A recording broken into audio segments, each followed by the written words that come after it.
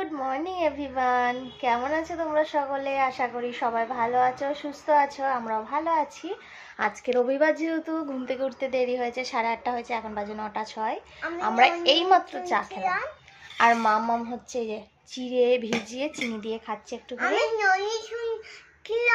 এই মুখটা বন্ধ কর, মুখ দিয়ে বেরিয়ে যাবে, খেতে খেতে কথা বলে না।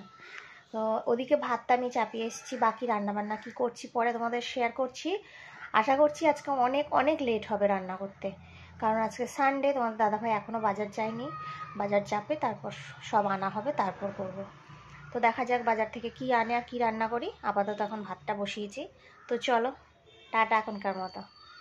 দাদাভাই তো গেছে বাজারে, আর আমার এর মধ্যে রান্না হয়ে গেছে।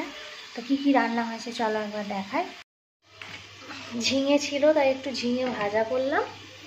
আর আমার পছন্দের হচ্ছে ঝাল ঝাল করে মা একটা আলু পোস্ত করে। অনেক দিন খাওয়া হয় না আলু পোস্ত, তার জন্য একটু আলু পোস্ত করছি। এখানে পোস্ত বেটে রেখেছি, শুকনো লঙ্কা বেটে পোস্ত একসঙ্গে বেটে রেখেছি। আলু পোস্তটা করা হচ্ছে। আর তোমাদের দাদাভাই নিয়ে আসবে হয় মাংস নয় পনির যদি পায় তাহলে মাংস আনবে না, কারণ অনেক দিন প্রত্যেক সানডেতেই আমাদের মাটন বা চিকেন খাওয়া হয়। তা ভাবলাম অনেক দিন তো পনির খাওয়া হয় না, তাহলে পনির নিয়ে এসো, পনিরটা খাই। তো বললো পনির তাহলে নিয়ে আসছি, যদি আনে তো ওটা করবো। আর দেখা যাক আর কি করি। আর দেখো সকাল থেকে তো রোদ উঠেই ছিল, তোমরা হয়তো জানবে বা সকাল থেকে রোদ উঠেছিল, এখন আবার হালকা হালকা মেঘ করছে, ছায়া ছায়া মতো হয়ে গেছে এরকম অবস্থা। জানি না আজকে বৃষ্টি হবে কিনা।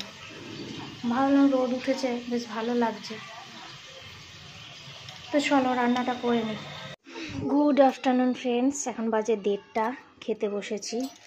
এই হচ্ছে ভাত, এই ঝিঙে ভাজা, আজকে আলু পোস্ত ঝাল ঝাল করে করেছি, আর হচ্ছে পনিরের তরকারি।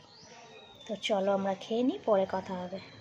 হ্যালো বন্ধুরা, কি করছো তোমরা সকলে? আশা করি সবাই টিভি দেখছো বা অনেকে অনেক কাজ নিয়ে ব্যস্ত আছো। আমি যেমন মামামকে এখন খাওয়াতে ব্যস্ত।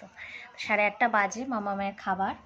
পনিরের তরকারির অল্প আলু পোস্ত নিয়েছি, কারণ আলু পোস্তটা একটু ঝাল ঝাল করেছিলাম, তো ওই জন্য। তো ওকে খাইয়ে দাইয়ে আমার বিছানাপত্র গোছানো হয়ে গেছে, শুধু আর টুকিটাকি কিছু জামা কাপড় গোছানো আছে, সেগুলোই করব। আর দেখো মাথাটা ভিজে ছিল, আজকে শ্যাম্পু করেছি, তো মাথাটা ভিজে ছিল বলে এইভাবে গুটিয়ে রেখে দিয়েছি, পরে আঁচড়াবো ভালো করে। জানি না কালকেও এইরকম ওয়েদার থাকবে কি না। একটু প্রতিদিন 2 দিন ধরে এইরকম দেখলে আর মনটা ভালো লাগে না, মনে এবার রোদ কবে উঠবে। এমনি আবহাওয়াটা কিন্তু বেশ ভালো, বলো। আগের থেকে 2 দিন যে কীরকম গরম পড়েছিল, আজকে বেশ ভালো লাগছে। এই 2 দিন ঘাম নেই, কিছু নেই, কি সুন্দর ওয়েদার। তো এরকমই যদি ডেলি হতো কি ভালো হতো, সেটা তো হবে না সেটা। যাই হোক, মামামকে খাইয়ে নিই, তারপর তো আমাদের এই খাওয়া, রাতের রান্না আছে। তো চলো, টাটা।